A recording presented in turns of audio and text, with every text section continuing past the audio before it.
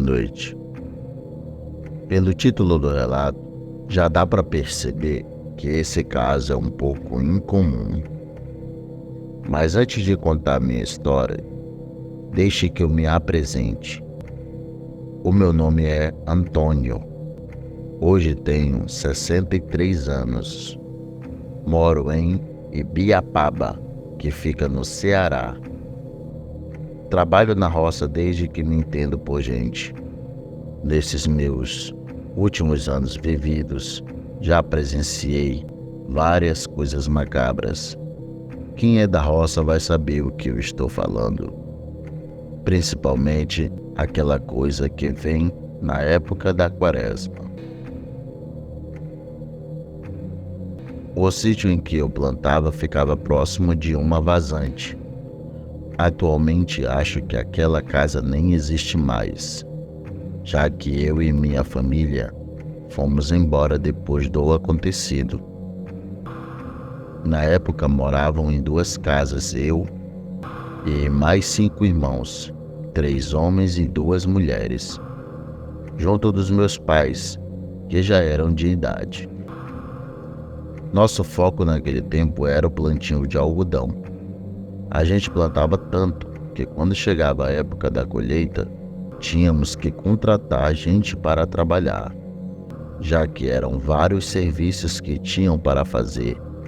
Como na época a gente não maldava e nem desconfiava de ninguém, dávamos apoio e até morada para muitos trabalhadores que vinham de vários lugares. E funcionava assim. Sempre um pouco antes da colheita do algodão, o meu pai ia no centro de carroça para convidar gente para trabalhar conosco. Vinham cerca de 10 e às vezes 20 pessoas. Ficava cheio aqui em casa. Quem passava de longe via o alpendre cheio de redes armadas e sabiam que era a casa do Chico Pescador, meu pai. Um costume que durou até meus 25 anos, que foi quando aquela coisa apareceu em nossa casa.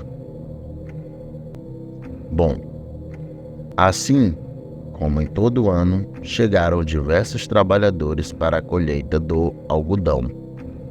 Meu pai cedeu uma das casas e lá eles dormiam, mas alguns audaciosos ficavam no alpendre da casa. Bom, os primeiros dias foram tranquilos, até a noite em que o povo se assombrou com algo vindo do inferno. Pela manhã, assim que acordamos, não vimos nenhum trabalhador no alpendre da casa. Estranhamos o fato e fomos até onde os outros estavam, e vimos que, tumultuados dentro de um único cômodo, estavam estáticos, todos e assombrados, e começaram a falar de um bicho que passou a noite gritando ao redor da casa, e que tinha parado pouco antes da gente levantar. Alguns falavam que foi uma raposa que ficou gritando, mas meu pai disse que era um lobisomem, pois raposa nenhuma teria a astúcia de fazer aquilo.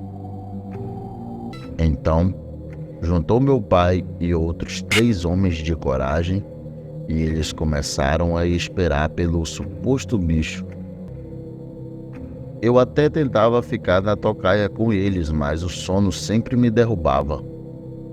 Só lembro de ouvir 2 vezes o berro daquela criatura, que me parecia um grito de dor e quase humano, só que animalesco. Porém, por mais que meu pai ficasse vigiando, o bicho nunca aparecia. E logo pensou-se que o lobisomem só podia ser alguém que trabalhava ali, colhendo algodão com meu pai. Mas quem? Bom, ele deixou as coisas acontecendo até o fim da colheita. E após os trabalhos feitos, meu pai pagou e dispensou os homens que estavam meio que morando conosco. Mas o pior nem foi isso, pois o bicho continuou aparecendo e praticamente toda noite arranhava a porta da casa. Ele queria fazer mal para minha família. Já curioso com a situação, o meu pai armou uma tocaia para o bicho e acabou que deu certo. E até vimos a pessoa que virava bicho. O meu pai comprou algumas madeiras para pôr no telhado da casa, já que o antigo estava desgastado. E foi daí que ele teve a ideia de fazer uma armadilha para pegar o lobisomem. O que soou um pouco estranho, pois assim, para a gente ter um pouco de sossego. Então, começamos a armar a armadilha. O que não deu certo várias vezes, mas com esforço conseguimos. E para não levantar suspeita, já que o bicho aparecia quase toda noite, colocamos algumas galinhas dentro da pequena casinha de madeira, que aparentava ser bem frágil, mas foi feita com toras de carnaúba, revestidas com os caibros do teto, e então só esperamos. Mas o lobisomem era astuto, não estava caindo na armadilha.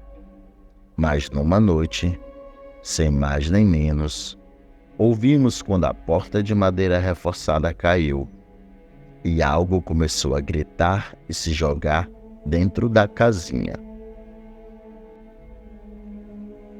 Eu e meus irmãos ainda tentamos ir ver o lobisomem, mas fomos impedidos pelo nosso pai, que nos disse que o melhor seria esperar amanhecer, para só assim ver quem era o homem que virava bicho.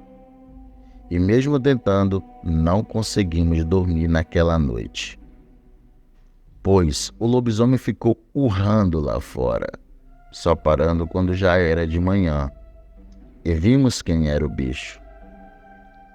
E não era um homem. "Me ajuda!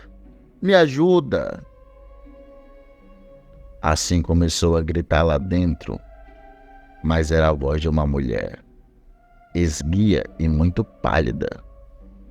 Não se parecia com ninguém que a gente conhece.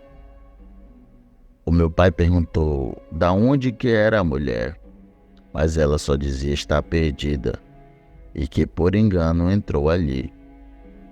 Mas claro que era mentira. Meu irmão queria atirar na mulher e enterrá-la numa cova rasa, mas o meu pai não permitiu. Disse que nenhum de seus filhos iria se desgraçar por causa daquela mulher. Mas ele deu uma dura nela e prometeu-lhes um tiro caso ela retornasse. Entregou uma muda de roupa, já que a mesma estava sem roupas, e ela correu sem nem olhar para trás. Alguns vão dizer que o melhor teria sido tirar sua vida, e eu concordo com isso, pois logo depois não tivemos paz, já que o lobisomem começou a aparecer ainda mais feroz. Já sabendo da armadilha, não caiu mais. Meu pai por tantas vezes atirou no bicho, mas ele era ligeiro e corria antes do meu pai sair de casa. Foi assim por muitos anos. Claro que não era toda noite, mas de vez em quando aquela fera fazia suas aparições. Nós só tivemos paz quando saímos dali. Vendemos o sítio e as terras do plantio do algodão e fomos para outro lugar. E desde então, nunca mais vimos o lobisomem, muito menos aquela mulher. Hoje, quando conto esse relato, alguns não acreditam, mas quando se fala em lobisomem, se tem que ver para crer, pois as histórias que são contadas dessa criatura são as mais assombrosas. Obrigado, Halisson, pela sua atenção e uma boa noite a todos e fiquem com Deus.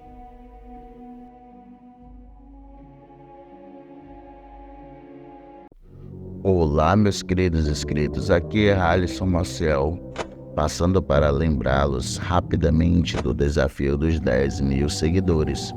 Quando eu bater essa meta de 10.000 seguidores, eu irei sortear 2 livros do Jefferson José, O Eurolf na Vila dos Lobos e O Dia em que o Sol Parou.